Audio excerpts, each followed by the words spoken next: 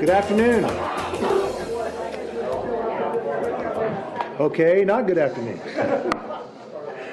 Thank you. We'd like to welcome everyone to the Mesa City Council study session for Monday, February 10th, 2014.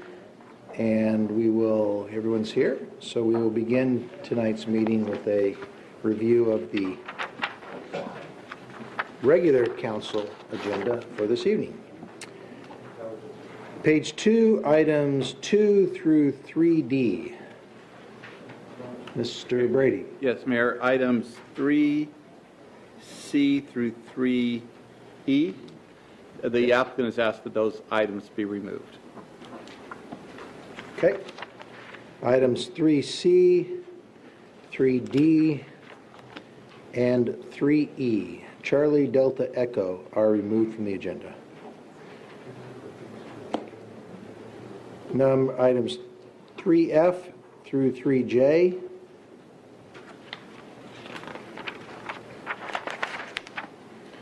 Items 3K. Yes, it did. Items 3K through 4B.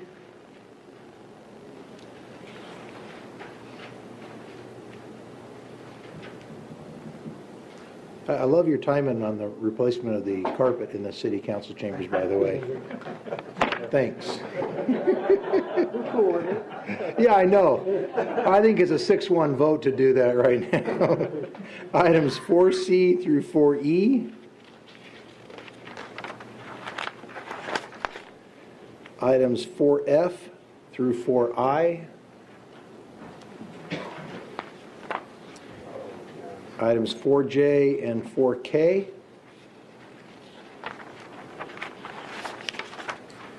Items 4L through 5A. Items 6A through 8A.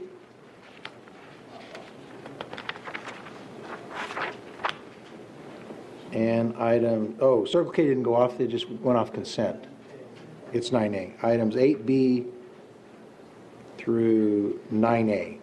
Now, the one thing that was removed was the photo radar. That was removed from the agenda. It's going to come back later when the contract is actually completed. Not only completed, we give council time ahead of time to review it. Yeah, rather than rushing it, it was pulled off to. Then once we get the completed contract, then and time for the council to review it, then we'll put it on. Okay. Is there any other information on 9A? I know it was pulled for concern about crime rates, was it not? Yeah. Chief Mesa, come on up.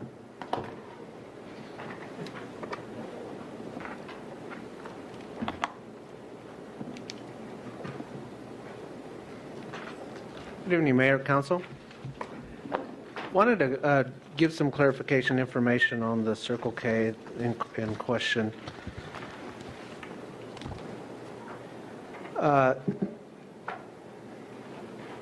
The crime numbers that you were given originally, we did some more research, and what happened was in 2006, Circle K changed their address from 735 West Broadway to 753 West Broadway. So what that did is we found some more calls for service predominantly back in 2008 and in the past years. And we have a handout if we wanted to, if you guys want to. I'm a little confused. The building didn't change, but the address changed. Did the street move? No, and maybe someone from. And 35 to 53, are we like dyslexic or what happened? We had it wrong to begin with? No, I'm just trying to understand when you said they changed address. So did the bad report get worse, or was the bad report wrong? The calls for service for the last 3 years went up just a little bit. So it got worse. They got a little bit worse, yes. But I do want to clarify, this particular Circle K is in compliance with the convenience store ordinance. They have been cooperative. If you rank them in the level of the other Circle Ks, they're right about in the middle. And their calls for service has increased, but as we did some more research, 18 of those calls are Wait, their Circle K is worse than this? Yes. By calls for service, by numbers, Okay, yes. this is just going to be the line in the sand then. For them, it's the wake-up call time for Circle K, because if they're not going to work with us on our convenience store ordinance, this is the line in the sand for me. That I'm not going to grant additional privileges to an organization who won't participate with our ordinances. We invited them to the table when we developed this ordinance, and they're not working with us to lower crime, because it puts an additional burden on our taxpayers to continue over and over and over to respond to calls to these establishments because they won't. It's just not fair. I'm sorry. Mayor, Council, if I might add to that, the calls for service that have went up in that particular Circle K are trespass calls, which we are working with them to encourage. Those are what I would call preventative calls for service, where we're trespassing people before they're committing crimes. So, Okay, so explain to us how on a Circle K you have a trespass. Someone that is loitering and just won't leave? it could when be they asked someone us, that's is that loitering, how that someone that works? has stolen something in the past. They may have not committed a crime, but they're just hanging out. Could be people that are. And the clerks and whatever recognize them and ask them to leave or ask them to stay away, and they won't leave, and so. Correct, or they have committed past thefts, and they just want them off the property. Oh, well, that's what I mean. So they recognize them, they come in there, they're not hanging around, so the guys say, listen, get out of here. And when they don't leave, they call the police. And Yes. trespass is the offense. And we have a trespass program where we actually will log those individuals with the store. I don't know if you want to talk about the trespass program. Hey, just to chime in real quick, I mean, it's not what I'm hearing from your line officers, that they're frustrated with Circle K more than any other store. I mean, is that, the guys I talk to that are on the street keep telling me this Circle K and that one, and it's just constant. Is this not the case, or are they participating? I think it's part of that is because we have more Circle Ks. We have 151 convenience stores, and of those, I believe it's 49 are Circle Ks. So we have quite a concentration of Circle Ks in the city. So it kind of skews the numbers just a little bit, because it does probably seem like they're going to those constantly because there's so many more of them. Mayor, Councilmember Richens, if you looked at, and we will be doing an assessment of the overall SEPTED ordinance to public safety in April. And we've seen a variety. Some Circle Ks and some other convenience stores have seen their calls for service drop, where others have seen it increase. Overall, the ordinance has been a success because we've overall seen a calls for service drop across the board. But it has varied from different store to store. Some have reduced, some have actually increased.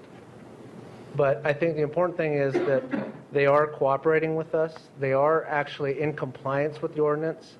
When we go down what's required, this particular store, and I think all of our Circle Ks are in compliance of the ordinance. We talked about continual working with them to continue and see if we can do a additional safety plan for this particular one. But I just wanted to give you the information that even with those increases, I think that 18 calls of trespassing is significant. Well, I guess what I'm interested is these are great, thank you, but without putting it into context. First of all, if these are middle of the pack, that may not mean, for Circle K, that may not mean that it's horrible, because maybe Circle K is outperforming the rest, maybe it's not. So I look forward to when you can give us data across the universe of the entire 150 to see what we have, to see where not only Circle K fits in, but where this particular store fits in, so we can really judge it apples to apples to see if this is happening. Because if what you're saying is true and it's anecdotal that the line officers say, God, we always seem to be going to Circle K, well, if they have 10 Circle Ks and one other, then that's different than if there's two that they always have to go to. I'd like to be able to sort that out. Yeah, I think the question is, in your professional opinion, do they get rewarded with additional liquor sale privileges or not? That's the question that's being put to us that we have to vote on tonight. So do we recommend that they get additional liquor sale privileges, or do we have more work to do before we reward them with such a thing? Mayor, Council, my recommendation would be that they are cooperative with us. They are in compliance. I don't want to give the impression that they're not trying to help us in fighting the crime at their locations. The fact that they're calling and trespassing people before they commit crimes, I think, is a good indication that they're trying to clean up the crime in that particular Circle K, and each Circle K is significant to maybe what area that they're at. You may have some in higher crime areas which are going to have more difficulties than a Circle K in a regardless of whether they're complaining. And the idea is, I guess, and then we remember this was you bring up what might be the issue when we talked about the SEPTED. We don't want to put them in a position where they're not calling us. correct. Where it's counterproductive, and I don't know that we have enough data. And I'm still a little fuzzy because your recommendation is sort of a soft recommendation, and maybe it's because your experience and you don't really have the hard data in there to make a hard recommendation. Is that unfair to say that, or? Well, my recommendation would not to deny it for the fact that they're in overall comparison, they're not the worst, they're not the least in crime. They're about, this particular store is about right in the middle. They're showing through the calls that they're calling that they are trying to make an attempt to reduce crime. You look at all the requirements that the ordinance requires, they have met all of them. So I think they're in good faith showing that they're trying to, be responsible for crime in that particular store. Okay, Vice Mayor. By chance, did they send representatives tonight? Do we have representatives I here? believe so. Okay, so they are, folks are here. Then I would suggest that we maybe continue this item till next meeting, give some opportunity to communicate. We have some information and maybe, get some of this worked out. This is all new to us, and this information, and might give a chance to get people to communicate better. Yeah, and one of the things is, and I hate to say this to Circle K, but we put the SEPTED in now, is it 2 years ago? Been longer than that, or 3 years ago? Okay, I've lost track. And I think this is about the first wave, the first time we're coming through to actually now sit back and say, okay, now how's this worked? And so in a lot of ways, we're trying to find our way because we want to do what's right. We want to make this ordinance work, and making it work means that we have a continual partnership and we reduce crime. And so from Circle K, I hope you, like the Vice Mayor said, we're sort of easing our way through this too, to make sure we don't have a program that's ineffective, one that's working. And I don't know that we've had another one that's really come up that's been questioned since SEPTED came in. So, Councilmember Kavanaugh, then Councilmember Richards. Yeah, I think part of it is just whenever we have the issue of a license change or a license transfer, because otherwise it might not come up to us on a regular basis if they have a license in good standing with the state for us to come back and look at this. It is one of the reasons that the Police Department is going to be coming to present an overall report to the Public Safety Committee on SEPTED in general, to look at the outcomes of what we've done in terms of not only the convenience stores, but the other areas that we have legislated in terms of SEPTED, hotel, motel, and some of the other massage parlors, the other things that we've done. So hopefully, in about 6 weeks, we'll have a little bit clearer picture, just from a comprehensive standpoint on it. Thank you. Councilmember Richards, again. Okay, let's go through, though, once again. I know we go through this a lot, but Ms. Spinner, remind us what our options are here as far as a recommendation, because remember, we're not the final word on this. We're simply an advisory. Basically, we're an advisory body as it relates to liquor licenses. Yes, the council makes a recommendation to the Board of Liquor, and the Board of Liquor is the final decision maker. Your recommendation, if you make a recommendation for, let's say, approval, and no one else opposes it, they don't even have a hearing and it's approved. If you make a recommendation for denial, under the statute, you have to set out in the motion the basis for the recommendation for denial and what evidence we have supporting the recommendation. That would all go to the hearing before the board, and we would, more likely than not, we generally send an attorney to go with it to represent the council's position and concerns at that hearing, and they will then make the final decision down the road. Okay, so this is this request for a liquor license is for an expansion of liquor that they would, my understanding is for an expansion of the liquor, or is it simply a technical change? We got the representatives there. Exactly what are we trying to accomplish with this liquor license? Mr. Mayor, Yeah, why don't you come on up, introduce yourself, and Mayor and Council, thank you guys for hearing me. you can go ahead and have a seat so we can get you on the mic, okay? My name is Mark Whitmire. I'm Circle K Loss Prevention Supervisor for Circle K, the Arizona region. What we're doing here is not necessarily applying for a new liquor license. We are asking to transfer the one that we have a mile down the road from the store that we closed over to the one, store 8862, the one that is 753 Broadway. Now, does that one, is that a different class of liquor license? Does that allow an expanded offering? in the Yes, store? Mayor, it does. We are actually getting rid of our Series 10 at one store. We're giving that back. We're keeping our Series 10 at the store we're requesting at now and just transferring over the Series 9. Okay. So basically, you closed a store down that had the ability to sell more items. Yes. You're transferring those rights, or asking to transfer those rights to an existing store which did not have the rights to sell as much. Yes. Or wide variety as liquor. Yes, sir. So you're asking to expand it. At that location, yes. All right. Mayor? Mr. Richardson. So the thing that, the thing I'm trying to get, I guess, is, are they, if they're in compliance with the ordinance, are they an attractive nuisance for additional crime if we give them additional privileges? Or have they complied fully and you feel comfortable that, because I mean, I'm not gonna deny somebody, and if there's good evidence that they're trying and they're working hard, and I agree that trespass call, that's what you want them to do. I hear many of them don't make those calls and they let loitering happen, they let that stuff become a problem. So is this store in compliance with all the core parts of the ordinance, and if they're not an attractive nuisance, are they worthy of additional Mayor and Councilmember Richards, question, they are in compliance. I believe that they are showing cooperation with our crime-fighting efforts and crime prevention efforts. So I would recommend that All right. you grant it. Okay. Councilman Richardson? Richards, I'm sorry. Richards. So my apologies. My first time coming to one of these. I know you questioned about the... Boy, welcome. Thank you.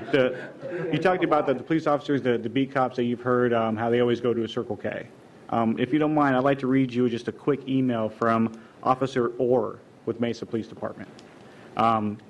It's actually to our Capitol Guard company. We subcontract a third-party guard company that does roving patrol in Mesa community and Phoenix and what have you. But he says, Mike, just wanted to take the time to write to thank you and your employees at Capitol Guard for great work that they do.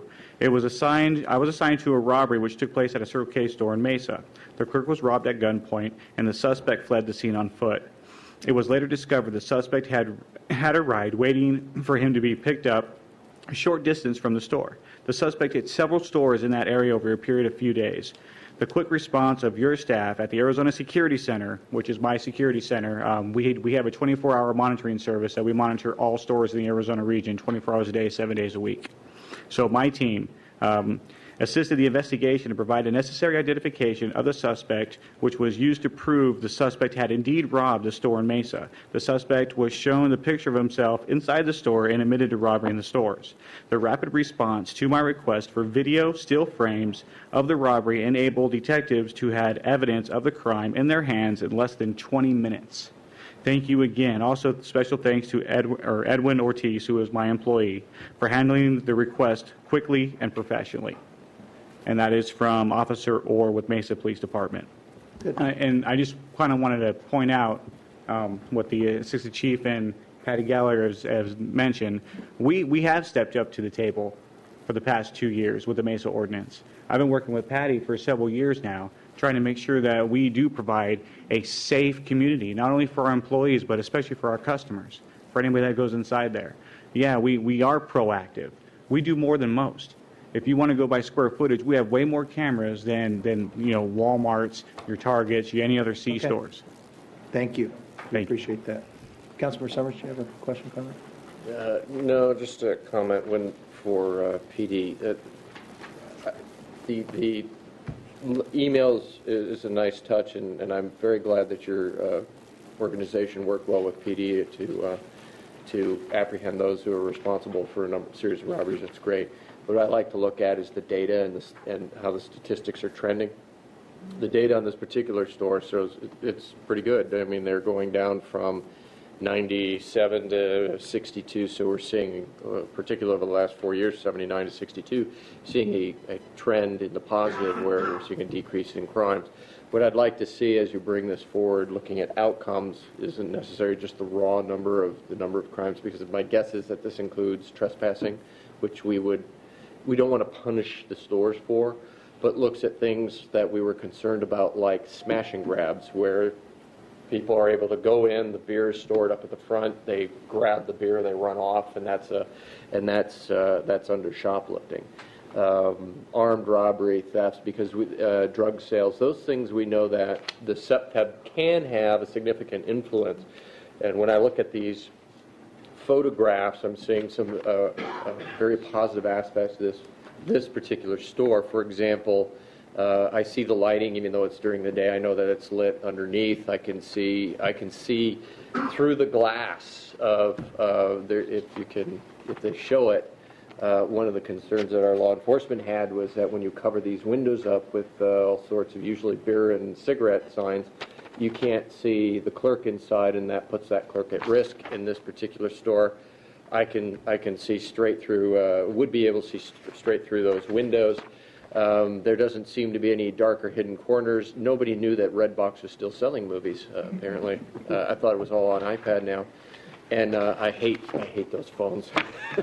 But, the question would be, what's the lighting under that phone so they're not able to hide around that corner? So the idea is to really take a more critical look at these numbers when we present them, to say what is it, what kind of crimes can we really reduce here, what is becoming a burden, and making sure that the industry and each individual store is not intentionally or otherwise is essentially turning themselves into a potential victim, because that is what we're trying to fight.